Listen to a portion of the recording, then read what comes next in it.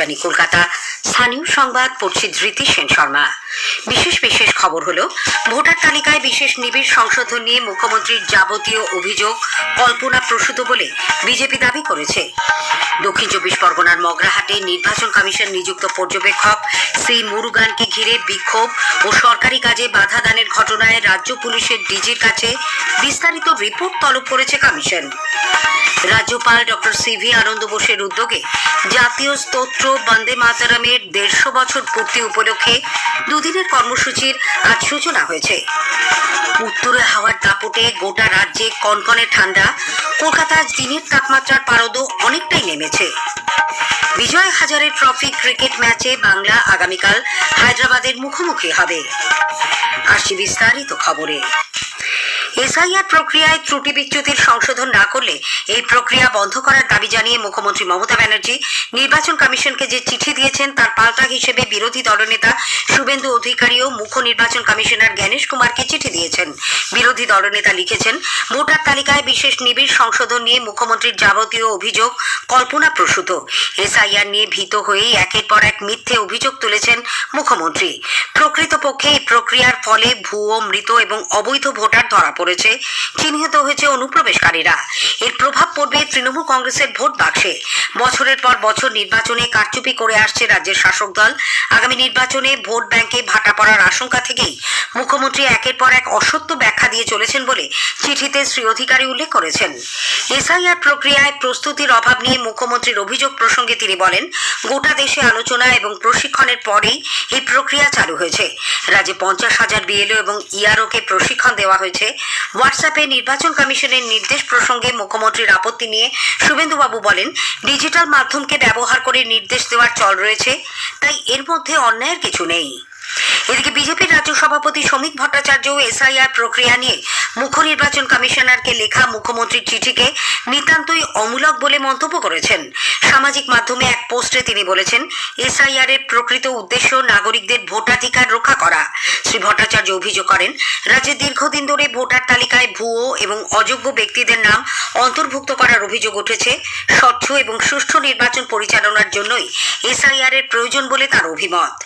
উল্লেখ্য, এসআইআর প্রক্রিয়া পরিকল্পনাহীন, ত্রুটিপূর্ণ, প্রশাসনিক গাফিলতিতে ভরা বলে অভিযোগ তুলে মুখ্যমন্ত্রী মমতা ব্যানার্জি গত শনিবার নির্বাচন কমিশনকে চিঠি দেন। দীর্ঘ 4 পাতার ওই চিঠিতে তিনি বেশ কিছু বিষয় উল্লেখ করে তা অবিলম্বে সংশোধন করতে বলেন। তিনি জানান, এসআইআর নিয়ে খুব শীঘ্রই শীর্ষ আদালতের দ্বারস্থ হবেন। এদিকে প্রদেশ কংগ্রেস মুখপাত্র সৌম্য আইচ রায় অভিযোগ করেছেন, তৃণমূল কংগ্রেস এবং বিজেপি উভয়েই এসআইআর নিয়ে মানুষজনকে আতঙ্কগ্রস্ত করে তুলেছেন। তিনি বলেন, চলতি প্রক্রিয়া নিয়ে মুখ্যমন্ত্রীর আপত্তি থাকলে তার আদালতের দ্বারস্থ হওয়া উচিত। দক্ষিণ চব্বিশ পরগনার মগরাহাটে নির্বাচন কমিশন নিযুক্ত পর্যবেক্ষক শ্রী মুরুগানের গাড়ি ঘিরে বিক্ষোভ এবং সরকারি কাজে বাধা দানের ঘটনায় রাজ্য পুলিশের ডিজির কাছে বিস্তারিত রিপোর্ট তলব করেছে কমিশন। রাজ্য পুলিশের মহানির্দেশক রাজীব কুমারকে আগামীকাল বিকেল 5টার মধ্যে ঘটনার পূর্ণাঙ্গ রিপোর্ট জমা দিতে বলা হয়েছে। পুলিশকে রোল অবজারভারের সফরসূচি আগাম জানানো সত্ত্বেও কেন তিনি পর্যাপ্ত নিরাপত্তা পেলেন না, সেই প্রশ্নের উত্তর চাওয়া হয়েছে। একই সঙ্গে নির্বাচন কমিশন জানিয়েছে, আগামী দিনে যেসব সংবেদনশীল এলাকায় বিশেষ পর্যবেক্ষক বা পর্যবেক্ষকরা পরিদর্শনে যাবেন, সেখানে পর্যাপ্ত পুলিশি নিরাপত্তার বন্দোবস্ত রাখতে হবে। থাকতে হবে একজন উচ্চপদস্থ পুলিশ আধিকারিককেও। নির্বাচন কমিশন তৃণমূল কংগ্রেসের সর্বভারতীয় সাধারণ সম্পাদক অভিষেক বন্দ্যোপাধ্যায়ের মঞ্চে স্থান পাওয়া এসআইআর প্রক্রিয়ায় মৃত বলে চিহ্নিত 3 ভোটার সম্পর্কে নিজের অবস্থান স্পষ্ট করেছে। ওই ঘটনার পরে রিপোর্ট তলব করেছিল কমিশন। নির্বাচন কমিশনের কাছে গতকাল সেই রিপোর্ট জমা পড়ে। কমিশন সূত্রে জানা গেছে, 3 জনের মধ্যে 2 জনের ক্ষেত্রে অনিচ্ছাকৃত ভুলের কথা স্বীকার করেছেন সংশ্লিষ্ট বুথ লেভেল অফিসার বিএলও। সেই অনুযায়ী রিপোর্ট পাঠিয়েছেন সংশ্লিষ্ট ইলেকট্রাল রেজিস্ট্রেশন অফিসার ইআরও। 3য় জনের ক্ষেত্রে বিষয়টিকে হিউম্যান এরার হিসেবেই চিহ্নিত করা হয়েছে। উল্লেখ্য, 3 মৃত ভোটার হিসেবে যাদের নাম উঠে আসে তারা হলেন মনিরুল মোল্লা, হরেকৃষ্ণ গিরি এবং মায়া দাস। মনিরুল ও হরেকৃষ্ণর বাড়ি মেটিয়াবুরুজে এবং মায়া দাসের কাকদ্বীপে। মুখ্যমন্ত্রী মমতা ব্যানার্জি আজ দক্ষিণ চব্বিশ পরগনার মুড়িগঙ্গা নদীর ওপর গঙ্গাসাগর সেতুর শিলান্যাস করেছেন। 4.5 কিলোমিটারের বেশি দীর্ঘ 4 লেনের এই সেতু নির্মাণে আনুমানিক খরচ ধরা হয়েছে প্রায় 1700 কোটি টাকা। গঙ্গাসাগর মেলার প্রস্তুতি খতিয়ে দেখতে আজ সেখানে যান মুখ্যমন্ত্রী। তিনি বলেন, গঙ্গাসাগর সেতু তৈরির কাজ শেষ হলে সারা বিশ্বের মানুষ ও পুণ্যার্থীদের সাগর ভ্রমণ সহজতর হবে। এদিকে গঙ্গাসাগর সেতুর শিলান্যাসকে বিজেপির নির্বাচনী চমক বলে দাবি করেছে। কলকাতায় আজ এক সাংবাদিক বৈঠকে বিরোধী দলনেতা শুভেন্দু অধিকারী বলেন, সেতু নির্মাণের জন্য কেন্দ্রের কাছ থেকে নো অবজেকশন সার্টিফিকেট বা এনওসি নেওয়া বাধ্যতামূলক, কিন্তু রাজ্য সরকারের পক্ষ থেকে কোনো আবেদন করা হয়নি। জাতীয় জনপথ বাংলাদেশের ওই দিক দিয়ে জাহাজ যায়, সমস্ত বাংলাদেশ কেন আরো শীতে যে সমস্ত দেশ আছে ওইটা হচ্ছে তার প্যাসেজ। আপনি এনওসি চেয়েছেন, দিতে হবে তো রামেশ্বরমের মতো ফোল্ডার ব্রিজ করতে হবে। আপনি বলে দিলেই হবে নাকি? আপনি সামনে ভোট করবেন বলে যা খুশি সাগরে আপনি জিতবেন না, আর ওখানে রামেশ্বরমের মতো ব্রিজ বিজেপি করবে, ভারত সরকারের অর্থে করবে, জাতীয় জলপথ ইনল্যান্ড ওয়াটারওয়েজ করবে, আপনি করতে পারবেন না। রাজ্যপাল ডক্টর সিভি আনন্দ বোসের উদ্যোগে জাতীয় স্তোত্র বন্দে মাতরমের 150 বছর পূর্তি উপলক্ষে দুদিনের কর্মসূচির আজ সূচনা হয়েছে। দুপুরে বঙ্কিমচন্দ্র চট্টোপাধ্যায়ের পৈতৃক ভিটে নৈহাটি ও চুঁচুড়ার বঙ্কিম ভবন এবং প্রেসিডেন্সি বিশ্ববিদ্যালয় থেকে 3টি বাইক মিছিল রওনা হয়ে জোড়াসাঁকোর ঠাকুরবাড়িতে পৌঁছলে সেখানে রাজ্যপাল তাদের স্বাগত জানান। সেখানে তিনি অখণ্ড জ্যোতি প্রজ্বলন করেন। সন্ধ্যায় ভারতীয় জাদুঘর থেকে ভিক্টোরিয়া মেমোরিয়াল পর্যন্ত এক বর্ণাঢ্য পদযাত্রার আয়োজন করা হয়। মিছিলের পুরো ভাগে ছিলেন রাজ্যপাল। সেখানে প্রখ্যাত শিল্পীদের নিয়ে একটি সাংস্কৃতিক অনুষ্ঠানের আয়োজন করা হয়েছে। এতে উপস্থিত আছেন বিশিষ্ট সঙ্গীত শিল্পী কৈলাস খের। রাজ্যপাল তাকে গভর্নর অ্যাওয়ার্ড অফ এক্সেলেন্সে ভূষিত করেন। আগামীকালও কর্মসূচি চলবে।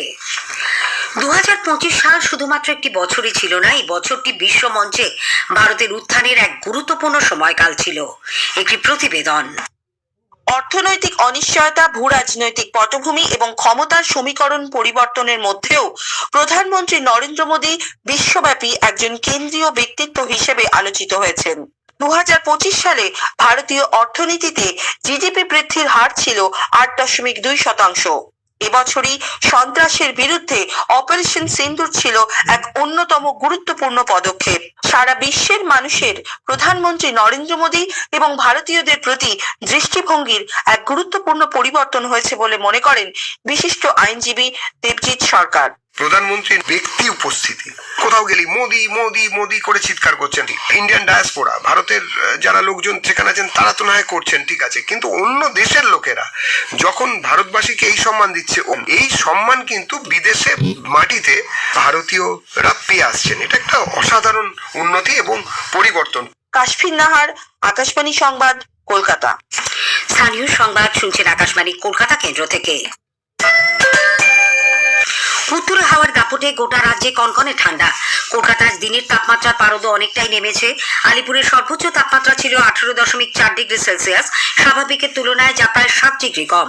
চলতি মরশুমে এ নিয়ে দ্বিতীয়বার সর্বোচ্চ তাপমাত্রা এতটা নিচে নামলো। এর আগে গত 29শে ডিসেম্বর সর্বোচ্চ তাপমাত্রা রেকর্ড করা হয় 18.2 ডিগ্রি সেলসিয়াস, স্বাভাবিকের তুলনায় যা 7.2 ডিগ্রি কম। কলকাতায় সকালে সর্বনিম্ন তাপমাত্রা ছিল 12.5 ডিগ্রি সেলসিয়াস, স্বাভাবিকের তুলনায় যা প্রায় 2 ডিগ্রি কম। দার্জিলিং পাহাড়ি এলাকায় সকালে তাপমাত্রা নেমে যায় 1 ডিগ্রি সেলসিয়াসে। রাজ্যে আজ মরশুমের প্রথম তুষারপাত হয়েছে সান্দাকফু ও ফালুট এলাকায়। আলিপুর আবহাওয়া দপ্তর জানিয়েছে, সারা রাজ্যে আগামী দুদিনে তাপমাত্রা আরো 1 থেকে 2 ডিগ্রি কমতে পারে। আবহাওয়া দপ্তরের পূর্বাঞ্চলীয় প্রধান ডক্টর হাবিবুর রহমান বিশ্বাস জানালেন, দার্জিলিং উত্তরাংশে তুষারপাত বিক্ষিপ্তভাবে হয়েছে।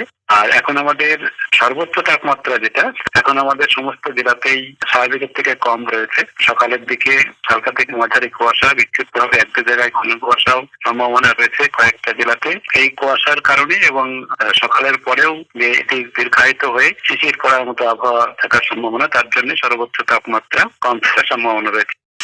বিজয় হাজারে ট্রফি ক্রিকেট ম্যাচে বাংলা আগামীকাল হায়দ্রাবাদের মুখোমুখি হবে। রাজকোটের সৌরাষ্ট্র ক্রিকেট অ্যাসোসিয়েশন স্টেডিয়ামে খেলা শুরু সকাল 9টায়।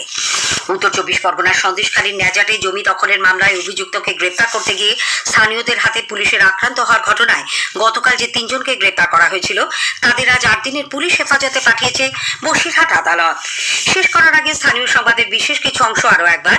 ভোটার তালিকায় বিশেষ নিবিড় সংশোধন নিয়ে মুখ্যমন্ত্রীর যাবতীয় অভিযোগ কল্পনাপ্রসূত বলে বিজেপি দাবি করেছে। রাজ্যপাল ডক্টর সিভি আনন্দ বোসের উদ্যোগে জাতীয় স্তোত্র বন্দে মাতরমের 150 বছর পূর্তি উপলক্ষে দুদিনের কর্মসূচির আজ সূচনা হয়েছে। স্থানীয় সংবাদ শেষ হলো। পরের খবর 8টা